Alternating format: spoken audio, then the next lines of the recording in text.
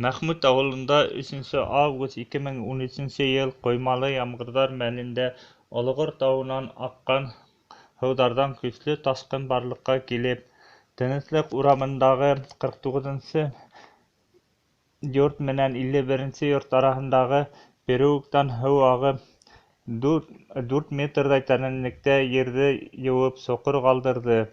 Хужалар килеп ҡарап йүнәтергә һүҙ бирҙеләр. Әле булһа ла эшләмәйҙәр. Ҡасан йүнәтерҙәр переулктағы йырынды? 4 йыл ваҡыт уҙып китте.